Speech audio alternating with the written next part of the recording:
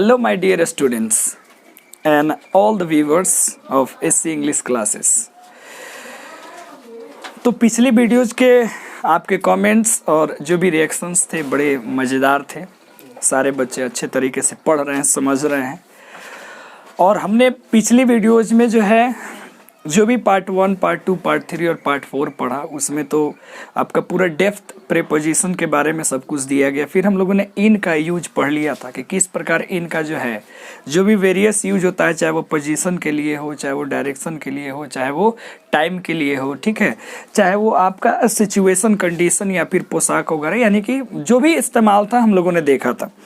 उसी में मैं 2 एग्जाम्पल्स लिख रहा हूँ, उसको ज़रा सा गौर फरमाइएगा, ठीक है ना। वो भी इन से रिलेटेड है, फिर हम लोग अगले यूज की तरफ पढ़ेंगे। देखना, एग्जाम में एक बार पूछा था, ठीक है ना, सिंपल सा क्वेश्चन दिया था, ही राइट्स, ठीक है, डैश, और यहाँ लिखा था इंक, ठीक है भाई।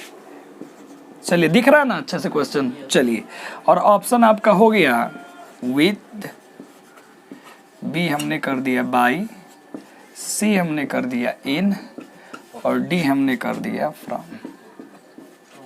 ध्यान से देखेंगे। एक ये हमने क्वेश्चन लिखा, ठीक है ना, और एक और चलिए इसी से रिलेटेड मैं क्वेश्चन लिख देता हूँ। ही राइट्स, ठीक है, विद अ पेन। चलिए, अगेन ऑप्शन वही सारा है।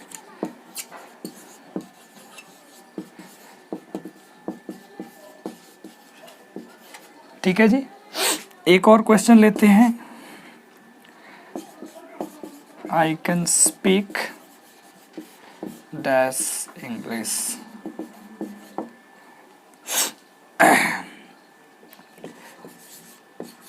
With, by, in, from. ठीक है, बड़े ये क्वेश्चन देखा जाए तो एक्चुअली में बेसिक्स हैं, लेकिन एकेडमी में बोर्ड में ये क्वेश्चन पूछे गए हैं, ठीक है ना। उसी पे जरा सा गौर फरमाते हैं, फिर हम लोग आगे पढ़ेंगे। तो देखेंगे पहला question, he writes dash ink, he writes that a pen, I can speak dash English. ठीक है ना, बड़ा बेसिक क्वेश्चन तीनों है। ऐसे ऐसे छोटे छोटे क्वेश्चन जो है वो 10th 12th वगैरह के एग्जाम में ईजिली पूछ दिए जाते हैं, ठीक है। तो आप भी ध्यान दीजिएगा, फिर हम लोग आगे बढ़ेंगे। अब देखिएंगे यहाँ पे ये जो इंक है ना, ये क्या है, ये लिक्विड मटेरियल है, ठीक है। तो अगर कोई भी लिक्विड सब्सटेंस हो, कोई भी लिक्विड मटेरियल हो, ठीक है ना, अगर उससे लिखने का या पेंट करने का कोई अगर सिलसिला होता है तो याद रखिएगा, इसके लिए हमेशा प्रीपोजिशन इन का इस्तेमाल करते हैं, ठीक है ना। जैसे इंक हो, वहाँ पे रेड, ब्लैक, ब्लू कुछ भी लिखा रहता, अगर कोई भी पेंट का कलर होता तो अपने को प्रीपोजिशन क्या लेके जाना है, इन लेके जाना है, ठीक है भाई।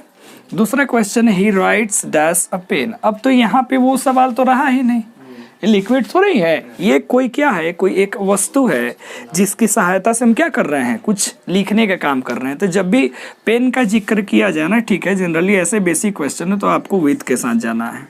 ही राइट्स विद अ पेन, वो एक पेन से क्या करता है, लिखता है, ठीक है बंधु। अगला क्वेश्चन है, आई कैन स्पीक डैश इंग्लिश। तो बेसिक क्वेश्चन है, आई कैन स्पीक इन इंग्लिश। यहाँ भी हम लोग किसका इस्तेमाल करेंगे, इन का, ठीक है ना। तो ये 3 बेसिक क्वेश्चन थे। अब हम लोग जो है अगला जो प्रीपोजिशन है इनके बाद आता है इनटू, ठीक है, हम लोग उसका यूज़ देखते हैं। तो इसको उतार लीजिए, फिर हम लोग आगे बढ़ते हैं।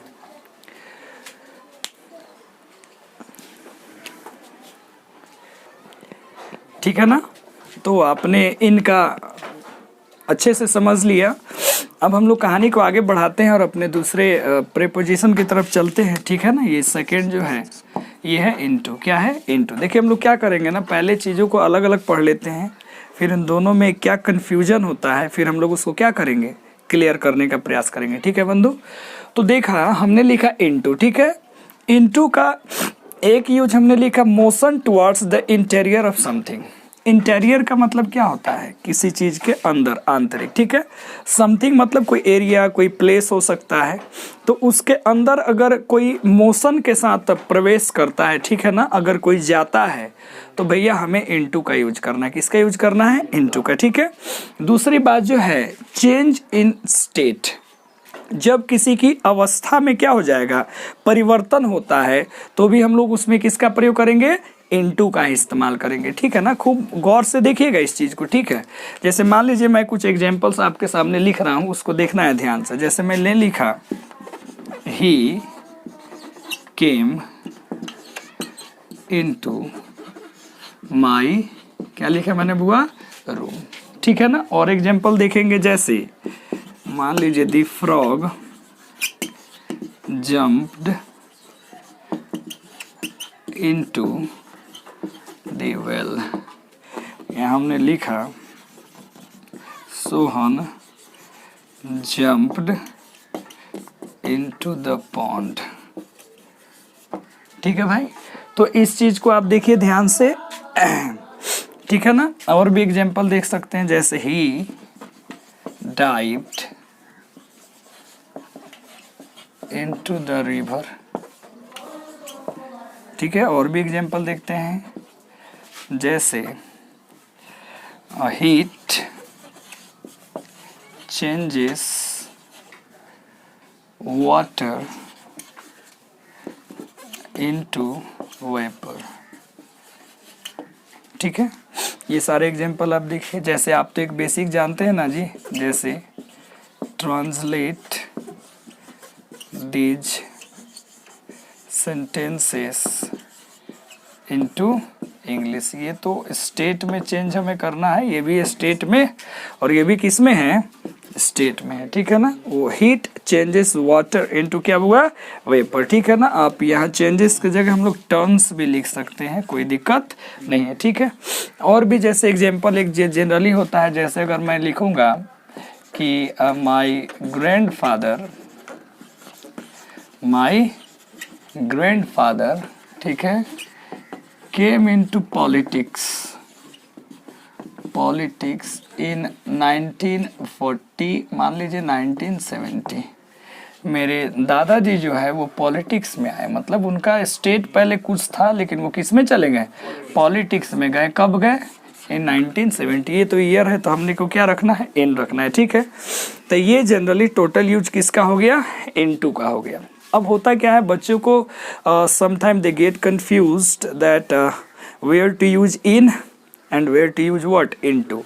तो अब इन और इनटू में थोड़े बहुत फ़र्क होते हैं, ठीक है ना। तो पहले आप इतना को नोट कर लीजिए, फिर मैं इन दोनों फ़र्क को बड़े अच्छे तरीके से आपके समक्ष जो है रखूँगा और आप समझ जाएंगे कि इन कहाँ आएगा और इनटू कहाँ आएगा। देखिए जनरली यही चीज़ है, यानी कि जैसे मान लीजिए अगर एग्जाम्पल दिया जाए कि हम लोग क्लास में हैं, ठीक है, तो वहाँ किसका यूज करेंगे भाई, इन का। We are in the class, we are studying in the class, my teacher is teaching in this class, तो वहाँ इन आएगा, ठीक है ना। चूंकि हम लोग ऑलरेडी किसी सराउंडेड के अंदर है तो वहाँ अपने क्या रखना है, इन रखना है। लेकिन अगर कोई विद मोशन अंदर डायरेक्ट चला आता है, ठीक है ना जी, अगर वो मोशन के साथ अगर अंदर आता है तो भैया वहाँ क्या लेके जाएंगे, इनटू। क्या लेके जाएंगे, इनटू। जैसे मान लीजिए क्लास चल रही है एंड अ बॉय, ठीक है जी, केम इनटू द क्लासरूम। वो कैसे आया, चलते चलते लड़का जो है मोशन के साथ क्लास में प्रवेश कर गया। तो हमें याद क्या रखना है कि अगर पहले से कोई वस्तु किसी सराउंडेड या किसी एरिया के अंदर में है तो वहां अपने को इन रखना है, ठीक है जी। अगर कोई मोशन के साथ उसमें आता है तो अपने क्या लेके जाना है, इनटू लेकर के जाना है, ठीक है ना। तो उसी चीज को हम लोग थोड़ा सा ऐसे भी समझ सकते हैं, जरा ध्यान दीजिएगा, ठीक है ना। रुक कि बट जो कन्फ्यूजन होती है ना, इसी में जो है बच्चे कन्फ्यूज हो जाते हैं, देखेंगे। तो हमने भी बड़े अच्छे से आपको लिख लिया कि कन्फ्यूजन होता कहाँ है। अब कन्फ्यूजन नहीं होना चाहिए, ठीक है ना, क्योंकि अलग अलग चीज़ों को पढ़ना और फिर चीज़ों को मिला के पढ़ लेना कि किस में कन्फ्यूजन ज़्यादा और कहाँ होने वाला है, तो फिर टेंशन वाली बात नहीं है, ठीक है ना। चलो देखते हैं। जैसे मान लो भाई कन्फ्यूजन कहाँ हो जाती है, इन में और थोड़ा सा किस में, इनटू में। तो अपने को क्या समझना है, जरा देखेंगे ध्यान से, ठीक है। मान लेते हैं कि सपोज ये जो है एक हमने वेल बना दिया। भैया पेंटिंग हमारी उतनी अच्छी नहीं है, अगर होती तो हम भी बड़े शानदार जानदार क्या बन जाते, एक पेंटर बने जाते, ठीक है। अब मान लो भाई कि यहाँ पे एक फ्रॉग है, ठीक है, हम लोग इसको फ्रॉग 1 नाम दे देते हैं, कोई कष्ट भाई। फ्रॉग 1 नंबर फ्रॉग जो है वो अंदर है और इसका मैंने क्या नाम दिया कि भैया ये क्या है, एक वेल है। वेल मतलब क्या, कुआं। अब देख लो, और एक जो है ना यहाँ फ्रॉग नंबर कितना है बोल लो, मान लेते हैं 2। अब अंदर वाला फ्रॉग जो है वो अंदर है ऑलरेडी, कहाँ है, किसी सराउंडेड के कहाँ है, अंदर है। तो जाहिर सी बात है यहाँ क्या लगाओगे बोलो, इन लगाओगे। क्या लगाओगे, इन लगाओगे। अब ये फ्रॉग मान लेते हैं कि इसको कुछ कहा, तो ये जब भी इसमें आएगा तो ये कैसे इसमें आया पता है ना, इसमें ये जंप करके आया। कैसे आया, जंप। तो जैसे ये इसमें आएगा तो अंदर से ये कहा, बाहर से ये कहाँ जा रहा है, अंदर। और जब अंदर जाएगा तो मोशन होगा। क्या होगा, मोशन होगा। तो इसके लिए अपने को किसका यूज करना है बोल भाई, अपने को इनटू का यूज करना है। तो मान लीजिए फ्रॉग 1 का एग्जाम्पल देना होगा, तो मान लीजिए हमने लिखा कि देयर इज अ, क्या लिखा भाई, फ्रॉग 1, ठीक है ना जी, इन द वेल। फ्रॉग 1 कहाँ है बोलो, वेल में है, पहले से उसका एग्जिस्टेंस है। लेकिन अगर बात किया जाए तो फ्रॉग 2, ठीक है ना जी, जंप्ड, क्या बोलेंगे भाई, जंप्ड अब इनटू द, क्या बोलना पड़ेगा, वेल। कि फ्रॉग 2 कैसे गया, वो जंप करके मोशन के साथ अंदर गया। तो यहाँ पे कंफ्यूजन आप एकदम क्लियर कर लो कि इन अगर पहले से कोई किसी सराउंडेड, कोई किसी एरिया के अंदर में है तो अपने क्या रखना है, इन। अगर कोई मोशन के साथ उसमें प्रवेश करना है तो अपने क्या देना है, इनटू। तो आई होप ये समझ में आ गया होगा। तो इसको नोट कर लीजिए, फिर हम आगे बढ़ते हैं। ठीक है बंधु, लिख लो। तो जी इन और इनटू में कोई दिक्कत होना भी नहीं चाहिए। और फिर मैं रिपीट कर रहा हूँ कि जब भी फ्रेजल की या फिर जब इडियोमेटिक एक्सप्रेशन की बात होगी ना, तो उसको मैं एकदम अलग से पढ़ाऊंगा, थोड़ा सा एक जगह सबको इकट्ठा करके, और थोड़ी बहुत हम लोग उसमें ट्रिक वगैरह भी देखेंगे ताकि जल्दी चीज़ें याद हो जाए। देखिए एक ही जगह सब चीज़ों को पढ़ना ये थोड़ा सा कॉम्प्लिकेटेड भी होगा, थोड़ा सा बोरिंग भी होगा। तो हम लोग क्या करते हैं ना, इसको ऐसे समझ लेते हैं। देखिए जितने भी ये जनरल प्रीपोजिशंस होते हैं ना, ठीक है, इसको जो है मैक्सिमम सारे बच्चे पढ़ते हैं, लेकिन कहीं ना कहीं इनको थोड़ा बहुत कन्फ्यूजन होता ही होता है। होता क्या है ना, सब चीज़ को वो एक जगह पढ़ने का प्रयास करता है और उसके मन में बैठ जाता है कि एक ही एग्जाम्पल, ऑन है तो भैया ऑन है, इन है तो इन है, इनटू है तो इनटू है।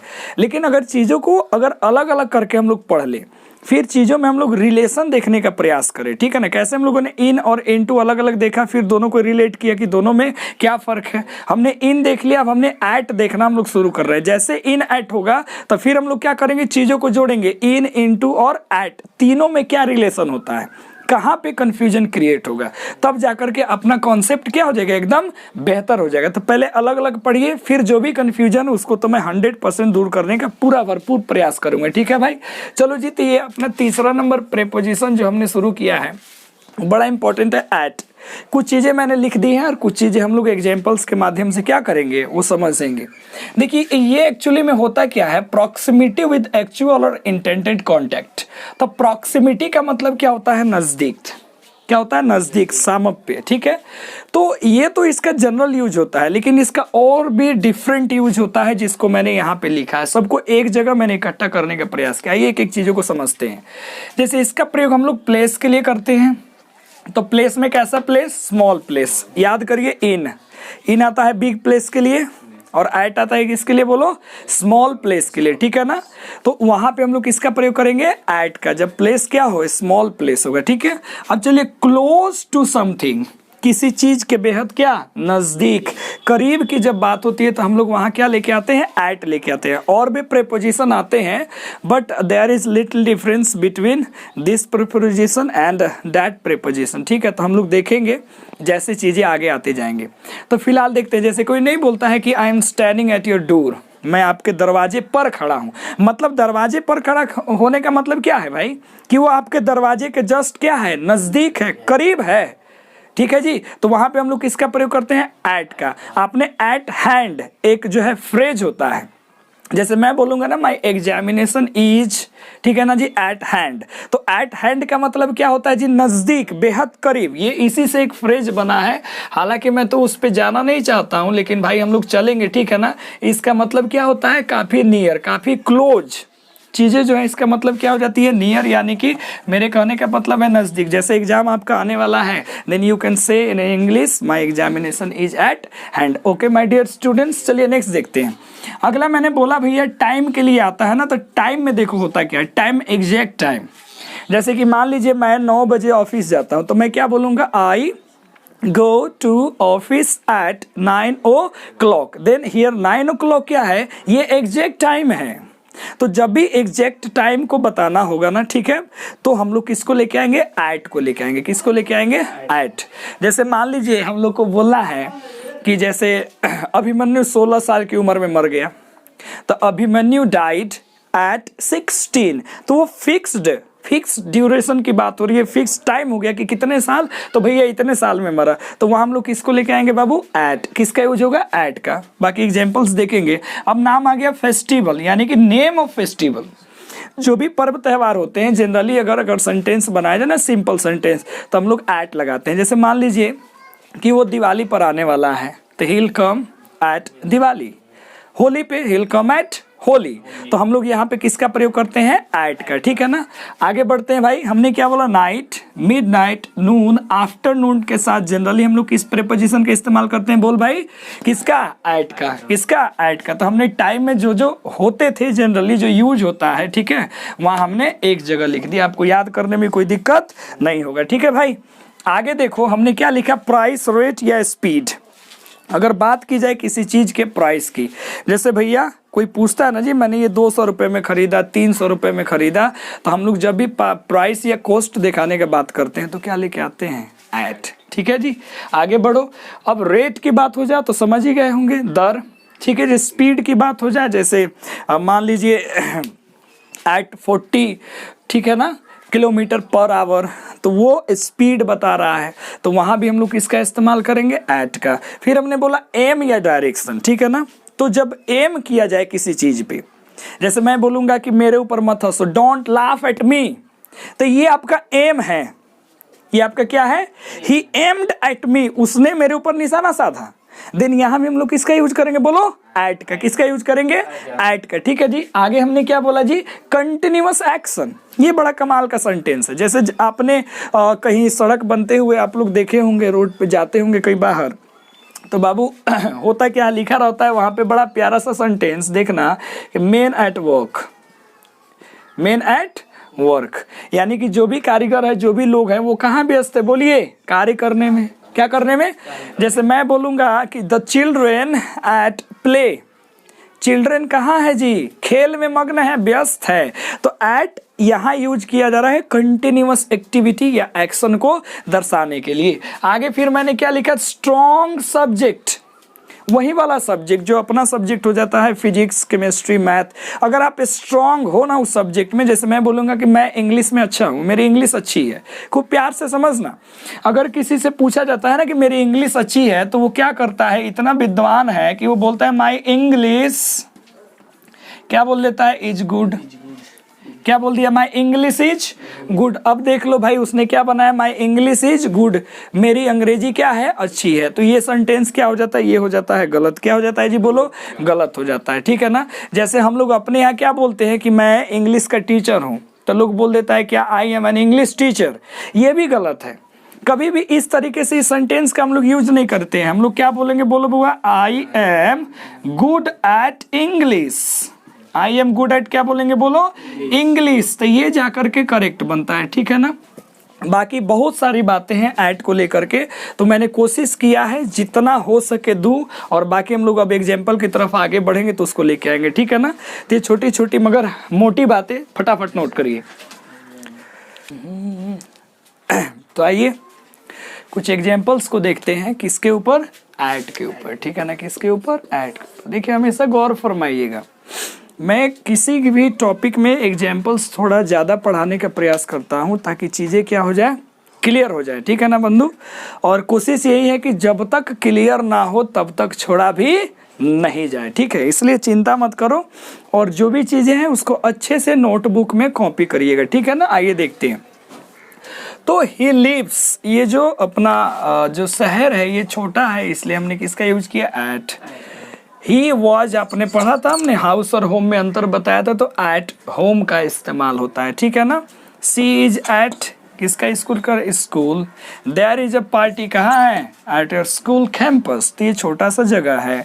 आई वाज स्टैंडिंग, ये तो क्लोज की बात हो गई। द डोर, अब डोर के ऊपर तो नहीं ना है कोई, ऑन द डोर लिखेंगे क्या, ऑन का मतलब होता है कि जब कोई वस्तु किसी दूसरे वस्तु के ऊपर से ऐसे सटी हुई हो तो वहाँ पे हम लोग यूज करते हैं ऑन का। ऑन तो अभी आने वाला है, लेकिन याद करेंगे इसके लिए हम लोग किसका प्रयोग करते हैं, बोलो जरा, एट का। ठीक है, किसका, एट का। अब बात करते हैं go to office dash 9 o'clock, then this is the fixed exact time, then of course at is use here. Okay, Abhimanyu died at 16, Rohan came at night, rice देख लो भाई, सेल्स एट ₹40 a किलो। तो rice जो है 40 रुपये kilo प्रति दर के हिसाब से बिकता है। Reema bought her shirt at 50% discount, तो ये सारे कॉस्ट प्राइस वाला केस हो गया। My car was running at 70 kilometre per hour. ठीक है, तो ये स्पीड वाला हो गया। डोंट लाफ एट मी, याद रखना ये छोटा क्वेश्चन है, लेकिन ये प्रीवियस ईयर अपना है, ये 12th में आए हुए। ठीक है ना, टेंशन मत लेना, ये सब आए हुए क्वेश्चन है। ही फायर्ड एट मी, ठीक है ना, ये सब क्या, एम और डायरेक्शन की बात हो रही है। ठीक है ना भाई, एट मी मेरे ऊपर हंसना, तो ये कहीं ना कहीं आपकी मानसिकता है। मेरे ऊपर फायर्ड कर देना, बुलेट गोली चला लेना, ये तो डायरेक्शन और मानसिकता आपका एम बन रहा है। आगे मैंने क्या लिखा, she is looking at me, look at होता है लुक के साथ, तो लुक अप भी आता है, लुक इनटू भी आता है, लुक फॉरवर्ड टू भी आता है। ठीक है ना, लुक फॉर भी आता है, लुक आफ्टर भी आता है। तो ये पूरा लुक का सीरीज हम लोग जब फ्रेज में जाएंगे तो वहां देखेंगे। फिलहाल लुक एट तो आप जानते थे। सडनली द डॉग रस्ड, कहाँ, एट मी, मेरे तो रस्ट किया, माने तेजी से भाग करके आया, तो वो भी कहीं ना कहीं उसकी डायरेक्शन को दिखा रहा है। She sang dash, she sang, okay, at the top of her voice, उसने गाया, कहाँ, at the top of her voice, माने जितना ऊंचे स्वर में वो गा सकती है उतना ऊंचे स्वर में उसने गाया। तो याद रखने ये सारे क्वेश्चन जो है, एक दो क्वेश्चन आपके बोर्ड लेवल के हैं जो आए हुए। ठीक है, 2-3 और एग्जाम्पल हम लोग देखते हैं और एट को खत्म करेंगे, फिर हम लोग आगे बढ़ेंगे। चलिए देखते हैं। ठीक है बच्चों, तो इतना आपने देख लिया। थोड़े से और एग्जाम्पल, जैसे हमने लिखा man eight walk because the road is under construction. आप अंडर रिपेयर भी यहाँ लिख सकते थे, अगर नया चीज है ना तो कंस्ट्रक्ट हो रहा है, और वो अगर रिपेयर में है तो क्या बोलेंगे, रिपेयर। तो men are at work, at work कहने का मतलब है कि वो कार्य में व्यस्त है। कार्य में क्या है, व्यस्त है, उनकी ये कंटिन्यूअस एक्टिविटी का बात हो रहा है। तो men are at work because the road is under construction. कब होगा, जब नया बनेगा, और नया बन चुका है और टूट फूट गया है, रिपेयर हो रहा है, तो किसके लिए रिपेयर। तो यहाँ अंडर लगता है, अंडर कंस्ट्रक्शन, या अंडर क्या बोलेंगे, रिपेयर। और ये वाला हिस्सा भी अपने 12th में पूछा हुआ है। ठीक है ना, जैसे सिंपल पूछा था ना, ऐसे देख लो भाई, द हाउस इज डैश करके यहाँ पे रिपेयर दे दिया था। ठीक है जी, और यहाँ पे अपने क्या भरना है, बोलो जरा, अंडर। क्या भरना है, अंडर। हालांकि ये तो आगे आता, लेकिन यहाँ आया तो मैंने बता दिया। तो अंडर रिपेयर या अंडर क्या चलता है, कंस्ट्रक्शन। अंदर का और भी, जैसे मैंने कहा कि she will come here at Holi. ठीक है भाई, वो यहाँ कब आएगी, बोलो, होली पर आने वाली है। ठीक है ना, और भी इस पे एग्जाम्पल हम लोग लिख सकते हैं, जैसे the children are at play। बच्चे जो है खेल में क्या है, बिजी हैं, खेल में क्या है, व्यस्त है। मैं भी बोल सकता हूँ कि आई एम एट क्लास, इसके मेरे कहने का मतलब क्या है कि मैं क्लास में व्यस्त हूँ। ठीक है ना, तो हम यहाँ किसका प्रयोग कर सकते हैं, एट का। और एक डिनर वर्ड है जिसके साथ जो है प्रीपोजिशन जो है एट ही आता है। जैसे मान लीजिए कि अगर मैं लिखूं, जैसे चलो, Roma invited me at dinner.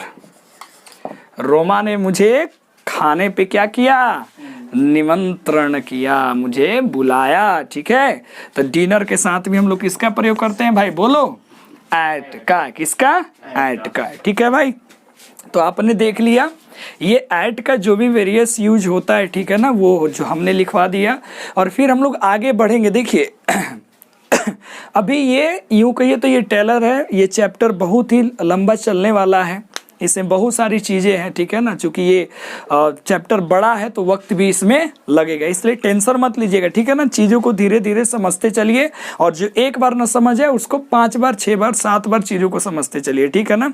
देखिए वैसा नहीं है कि मैं आपको लॉलीपॉप थमा करके आगे बढ़ जाऊँगा कि ये प्लेन है तो एबव लगा दो, घर है तो ये है तो ऑन लगा दो, ये लॉलीपॉप वाली काम है, ठीक है ना। जो आपको ऐसे मिल जाएगा, आप भी मस्त हो जाते हो कि यहाँ ऑन लगा दो, यहाँ ओवर लगा दो, तो भैया उससे एग्जाम निकलने वाला नहीं है। एग्जाम जो है निकलने के लिए पूरी चीज़ें आपको डेप्थ में पढ़नी होगी, डीपली जाना पड़ेगा, ठीक है ना। ढेर सारे एग्जाम्पल्स करने पड़ेंगे, चीज़ों को देख देख करके समझना पड़ेगा। इसलिए आप साथ बने रहिए और देखते रहिए एससी इंग्लिश क्लासेस, ठीक है ना। और आपके लिए एक छोटा सा HW है, ठीक है ना भाई। उसमें आपको करना क्या है, जो मैंने इन पढ़ाया था पीछे, ठीक है, और जो आज मैंने क्या पढ़ा दिया, ऐट। क्या पढ़ा दिया, ऐट। अब आप जो है ना घर पे इन और ऐट में जरा सा जा करके देखना, चूँकि ये भी प्लेस के लिए आता है, बोलो हाँ या ना। ये भी प्लेस के लिए आता है, ये भी टाइम के लिए आता है, और ये भी किसके लिए आता है, बोलो जरा, टाइम के लिए आता है। देन स्टूडेंट यहाँ पे कंफ्यूज होते हैं कि हम टाइम है, अब एट लगाएं या क्या लगाएं, इन लगाएं। बच्चे कंफ्यूज हो जाते हैं। प्लेस है, एट लगाएं कि क्या लगाएं, इन लगाएं। तो क्या करना बाबू, तुम थोड़ा सा अपना कॉमन सेंस इस्तेमाल करना, और इन वाली वीडियो को देख लो और इस वाली वीडियो को देख करके एक जगह लिखने का प्रयास करना कि टाइम और प्लेस के लिए जब दोनों आते हैं तो दोनों में एक्चुअली डिफरेंस क्या होता है। फिर अगली वीडियो के साथ मिलेंगे, तब तक बने रहिए एससी इंग्लिश क्लासेस के साथ। और एक बार बोलेंगे वहीं जो बोलते हैं, भारत माता की जय। Thank you very much, bye.